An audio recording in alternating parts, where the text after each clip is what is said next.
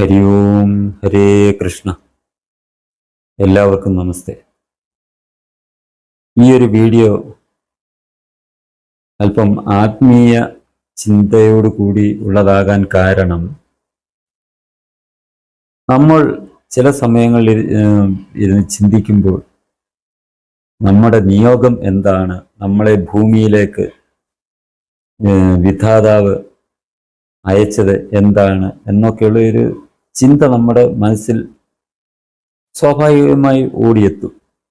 ആ ചിന്തകളിലെ അടിസ്ഥാനത്തിലാണ് നമ്മൾ ചില സമയങ്ങളിൽ തീർത്തും സജീവമായിട്ട് ആത്മീയ രംഗത്ത് നിൽക്കുന്ന ചിലരെക്കുറിച്ച് നമ്മുടെ മനസ്സിൽ ഓടിയെത്തുന്നത്. അങ്ങനെ ഒരു പുണ്യാത്മാവിനെ കുറിച്ച് എൻ്റെ മനസ്സിൽ പെട്ടെന്ന് ചിന്തയുണ്ടായി. അതാണ് ഈ ഒരു വീഡിയോ. ഈ ഒരു വീഡിയോയിലൂടെ അദ്ദേഹത്തെ നിങ്ങളുടെ മുന്നിൽ പരിചയപ്പെടുത്തുക എന്നുള്ള ഉദ്ദേശത്തോടു കൂടിയാണ് ഞാൻ ഈ വീഡിയോ ചെയ്യുന്നത്. നമുക്കെല്ലാം അറിയാം, നമ്മൾ മുൻ ജന്മങ്ങളിൽ പല രൂപങ്ങളിൽ നമ്മൾ പറഞ്ഞു കേട്ടിട്ടുള്ളതാണ്. നമ്മൾ കണ്ടിട്ടില്ല നമുക്ക്, എങ്കിലും നമ്മൾ പറഞ്ഞു കേട്ടിട്ടുള്ളത്, നമ്മൾ കഴിഞ്ഞ ജന്മങ്ങളിൽ പശുവായും നായായും നരിയായും പഴുതാരയായും പുഴുവായും ഇതേപോലെ വൃക്ഷങ്ങളായും ലതകളായും ഒക്കെ ജന്മമെടുത്ത് അതിനുശേഷമാണ് നമുക്ക് മനുഷ്യജന്മം ലഭിച്ചത് എന്നാണ് നമ്മളുടെ വിശ്വാസം. അത് എല്ലാവരുടെയും വിശ്വാസം എന്ന് ഞാൻ പറയുന്നില്ല. ഈ ചിന്താധാരയിൽ പോകുന്ന സനാതനധർമ്മത്തിൽ വിശ്വസിക്കുന്നവരങ്ങനെയാണ് ചിന്തിക്കുന്നത്. അങ്ങനെ പല ജന്മം എടുത്ത് ആ പ്രാർത്ഥനയുടെ ഒക്കെ ഫലമായിട്ടാണ് നരജന്മം ലഭിച്ചത് എന്നാണ് വിശ്വാസം. അങ്ങനെ വിശ്വസിക്കുന്നവർ ഈ വീഡിയോയെ കുറിച്ച് ചിന്തിച്ചാൽ മതി, ഗഹനമായി ചിന്തിച്ചാൽ മതി. മറ്റ് വിശ്വാസധാരകളിലുള്ളവരോ ഒരു വിശ്വാസം ഇല്ലാത്തവരും എൻ്റെ ഈ വാക്കുകളെ അത്ര കാര്യമായിട്ട് എടുക്കണ്ട. അവര് ഇത് കണ്ടതായിട്ട് പോലും ഭാവിക്കണ്ട, വിട്ടുകളയുക. കാരണം ഈ വിശ്വാസത്തിൽ ജീവിച്ചിരിക്കുന്നവർക്ക് വേണ്ടിയാണ് ഞാനിത് ചെയ്യുന്നത്. ഇങ്ങനെ നമ്മൾ ഭൂമിയിലേക്ക് മനുഷ്യജന്മം ലഭിച്ച് നമ്മളെ എത്തുന്നത് തന്നെ ഭഗവാൻ നാരായണൻ ഓരോ നിയോഗങ്ങളിലേക്ക് വേണ്ടിയാണ് നമ്മളെ ഭൂമിയിലേക്ക് അയക്കുന്നത്. നമ്മൾക്കെല്ലാം ഓരോ നിയോഗങ്ങൾ തന്നിട്ടുണ്ട്. ആ നിയോഗങ്ങളിൽ നമ്മൾ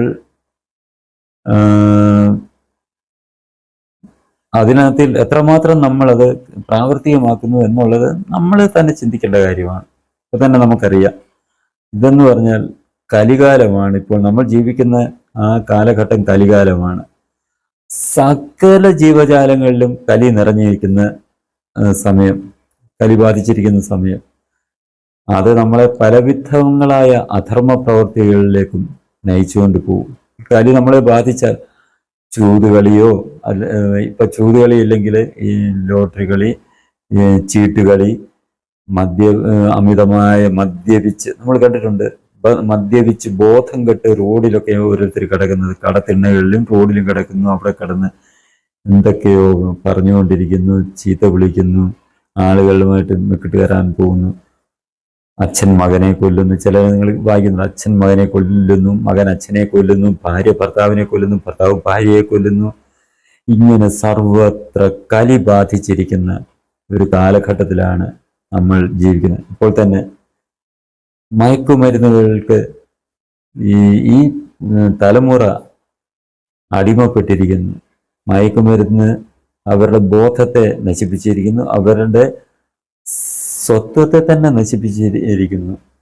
എന്താണ് തങ്ങളുടെ കടമ എന്താണ്, കർത്തവ്യം എന്താണ് എന്ന് ചിന്തിക്കാൻ കഴിവില്ലാത്ത ഒരു അവസ്ഥയിലേക്ക് ഇന്നത്തെ തലമുറയെ കൊണ്ട് എത്തിച്ചുകൊണ്ടിരിക്കുന്നു.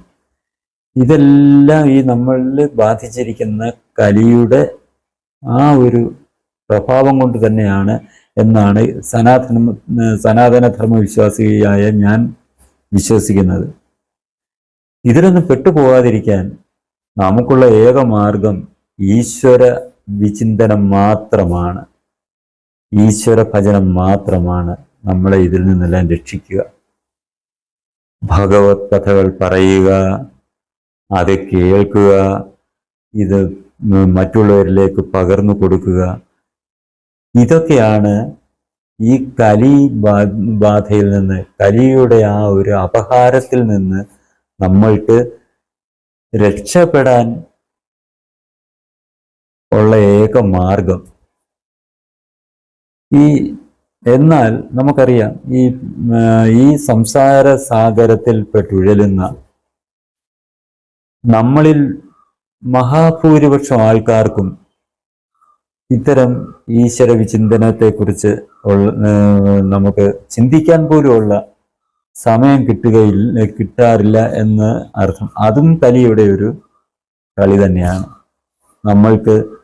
അങ്ങനെ ഒരു ചിന്ത ഉണ്ടാകാതിരിക്കാൻ വേണ്ടി നമ്മളിൽ പ്രവർത്തിച്ചുകൊണ്ടിരിക്കുക. നമ്മൾ ജോലി കഴിഞ്ഞു വരുന്നു, അത് കഴിഞ്ഞ് നമ്മൾ മറ്റു കാര്യങ്ങളിൽ മുഴുകുന്നു. അപ്പോഴും ഈശ്വര ചിന്തനത്തിനെ കുറിച്ച് നമ്മളിൽ ഉള്ളിൽ ബോധം വരാതിരിക്കാൻ വേണ്ടി കലി തന്നെ കളിക്കുന്നുണ്ട്. ഇതിനൊക്കെ പരിഹാരമായിട്ടാണ് നമ്മെ ഈ ഭൂമിയിൽ അയച്ച നാരായണ സ്വാമി തന്നെ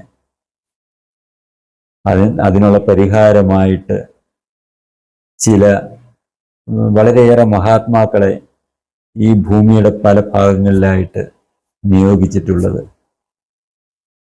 ഇത്തരക്കാരുടെയൊക്കെ നേതൃത്വത്തിൽ നാട്ടിലുടനീളം സപ്താഹ നവാഹ യജ്ഞങ്ങളും സത്രങ്ങളും സത്സംഗങ്ങളും ഒക്കെ നടന്നു വരുന്നു.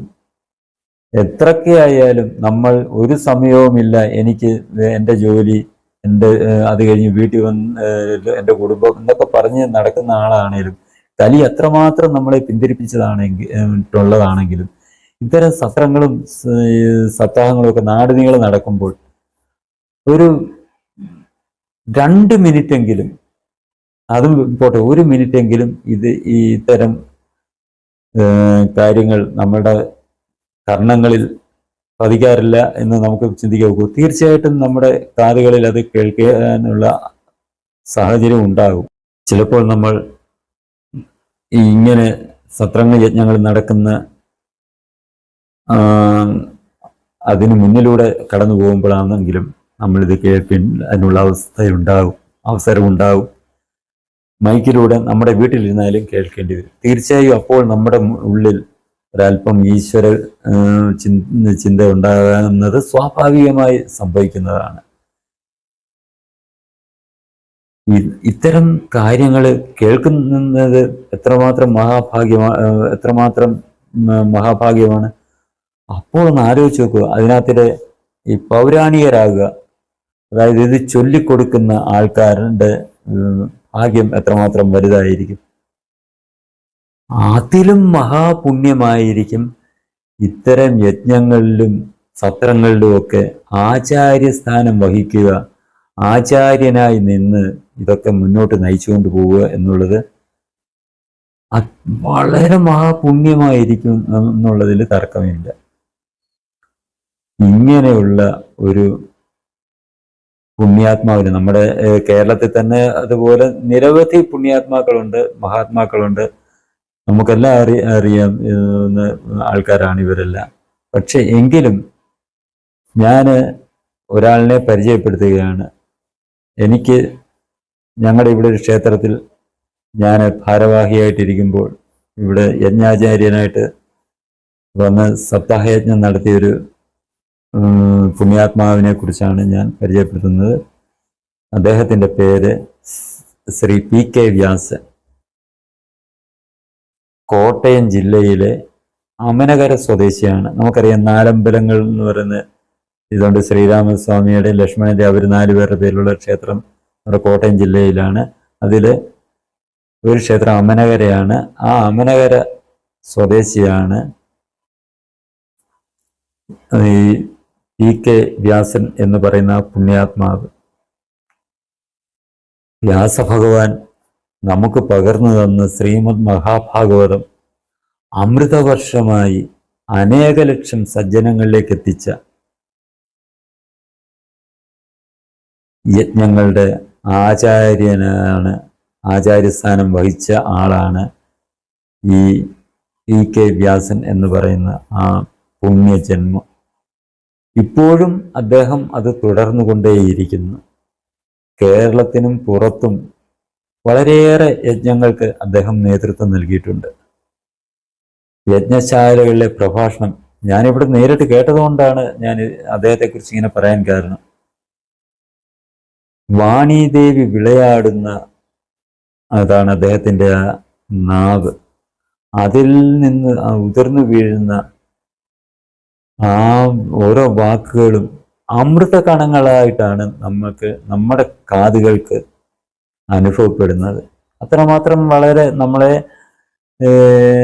എന്താ ചെയ്യുന്നത്, ആകർഷിച്ച് ആ യജ്ഞശാലയിലേക്ക് എത്തിക്കുന്ന തരം വാക്കുകളാണ് അത്തരം വാക്കുകളാണ് അദ്ദേഹത്തിൻ്റെ നാവിൽ നിന്ന് ഉയർന്നു വീഴുന്നത്. അദ്ദേഹത്തിൻ്റെ പ്രഭാഷണങ്ങൾ അങ്ങനെയാണെന്ന് അർത്ഥം. ഇതുകൂടാതെ അദ്ദേഹം ഒരു 700-ലേറെ ഭക്തിഗാനങ്ങൾ രചിച്ചിട്ടുണ്ട്. ഏത് ക്ഷേത്രത്തിലെ യജ്ഞത്തിന് പോയാലും ആ ക്ഷേത്രത്തെക്കുറിച്ചും അതിമനോഹരമായ ഭക്തിസാന്ദ്രമായ ഒരു ഗാനം അദ്ദേഹം രചിക്കാറുണ്ട്. അതേത് ക്ഷേത്രത്തിൽ പോയാലും ഇവിടെ പന്തളത്ത് മുട്ടാർ അയ്യപ്പ ക്ഷേത്രത്തിൽ ആണ് അദ്ദേഹം ആദ്യമായിട്ട് ഈ പ്രദേശത്ത് യജ്ഞം നടത്തുന്നത്. ഇവിടെ അദ്ദേഹം അയ്യപ്പനെ സൂചിച്ചും പാട്ട് എഴുതിയിരുന്നു. അദ്ദേഹം ഇതിനൊക്കെ പുറമെ ഇപ്പോൾ ആട്ടക്കഥ, നമുക്കെല്ലാം അറിയാം ആട്ടക്കഥ രചന എന്നൊക്കെ പറഞ്ഞാൽ ഇച്ചിരി ബുദ്ധിമുട്ടുള്ള കാര്യമാണ്. ആ ഒരു മേഖലയിലേക്കും അദ്ദേഹം പ്രവേശിച്ച കാര്യം ആണ് എന്നെ അത്ഭുതപ്പെടുത്തിയത്. അത് കാരണമാണ് ഞാൻ ഈ ഒരു വീഡിയോ ചെയ്യാൻ കാരണം. യജ്ഞാചാര്യനായ ശ്രീ PK വ്യാസൻ എന്ന ആ പുണ്യാത്മാവ് ആട്ടക്കഥ എന്ന ആ ഒരു രംഗത്ത് പ്രവേശിച്ചത് എന്നെ അത്ഭുതപ്പെടുത്തി. കാരണം ആട്ടക്കഥകളെ കുറിച്ച് നമുക്കറിയാം, അത് അവതരിപ്പിക്കുന്നത് പോലെ തന്നെ ഏറെ സാധകം ചെയ്യേണ്ട, ഏറെ ആഴത്തിൽ പ്രവർത്തിക്കേണ്ട കാര്യമാണ് ഇതിൻ്റെ ആട്ടകഥാരചനയിൽ തന്നെ. അങ്ങനെയുള്ള ആ ഒരു ആട്ടകഥാ സാഹിത്യത്തിലേക്കാണ് ശ്രീ PK വ്യാസൻ ഇപ്പോൾ പ്രവേശിച്ചിരിക്കുന്നത്. നമുക്കറിയാം, മഹാഭാരതത്തിലെ ഒരു കഥയാണ് ഖാണ്ഡവന ദഹനം. ആ ഖാണ്ഡവനം അഗ്നിഭഗവാന് അദ്ദേഹത്തിൻ്റെ ഈ ദഹനക്കേടൊക്കെ മാറ്റാൻ വേണ്ടി നൽകിയ ഒരു നിർദ്ദേശമാണ്, അതിനുള്ള പ്രതിവിധിയാണ്. അതിനെക്കുറിച്ച് കൂടുതൽ ഞാൻ ഇപ്പോൾ പറയുന്നില്ല, ഈ ഒരു വീഡിയോയിൽ പറയുന്നില്ല. എന്തിനാണ് അഗ്നിഭഗവാന് ഖാണ്ഡവനം ദഹിപ്പിക്കാനുള്ള ആ ഒരു നിയോഗം കൊടുത്തത് എന്നുള്ളത് ഇപ്പം ഞാൻ പറയുന്നില്ല, അത് ഒരുപാട് നീണ്ടുപോകും. ഇപ്പോഴത്തെ ഈ വീഡിയോയുടെ ഉദ്ദേശ ലക്ഷ്യത്തിൽ നിന്നും മാറും. ഈ ഖാണ്ഡവന ദഹനത്തിൽ, ആ ഖാണ്ഡവനത്തിൽ പെട്ടുപോയ ഒരു അമ്മക്കിളിയുടെയും കുഞ്ഞുങ്ങളുടെയും ആ കഥ അടിസ്ഥാനമാക്കിയാണ് ഈ PK വ്യാസൻ ഏറ്റവും പുതിയതായി ഒരു ആട്ടക്കഥ രചിച്ചിരിക്കുന്നത്. ആ കഥയുടെ പേര് അഗ്നിമോക്ഷം എന്നാണ്. അത് നമ്മൾ വളരെയേറെ സാധാരണ നമ്മൾ കേട്ടുവരുന്ന കഥകളിൽ നിന്ന് ഏറെ വ്യത്യസ്തമായ രീതിയിലാണ് അദ്ദേഹം അഗ്നിമോക്ഷം ആട്ടക്കഥ രചിച്ചിരിക്കുന്നത്. അതിനാൽ തന്നെ അത് നമുക്ക് ഒരു പ്രത്യേക ഒരു അനുഭവമാണ് അതിൽ നിന്ന് നമുക്ക് ലഭിക്കുന്നത്, ആട്ടക്കഥ നമുക്ക് പകർന്നു തരുന്നത്. ആ ആട്ടക്കഥയെക്കുറിച്ച് വിശദമായി അടുത്ത വീഡിയോയിൽ നിങ്ങൾക്ക് മുന്നിൽ എത്തുന്നതാണ്. ഉറപ്പായും ഞാൻ എത്തുന്നതാണ്. അതിന് മുന്നോടിയായാണ് ആ ആട്ടക്കഥയുടെ ആ സ്രഷ്ടാവിനെ നിങ്ങൾക്ക് പരിചയപ്പെടുത്തുക എന്നുള്ള ആ ഒരു ഉദ്ദേശത്തോടു കൂടിയാണ് ഈ വീഡിയോ ഞാനിപ്പോൾ ചെയ്യുന്നത്. ഹരി ഓം, ഹരേ കൃഷ്ണ. ഇനി ഈ ചാനൽ സബ്സ്ക്രൈബ് ചെയ്യാനും ബെൽ ബട്ടൺ അമർത്താനും ലൈക്ക് ചെയ്ത് ഷെയർ ചെയ്യാനും മറക്കരുത്.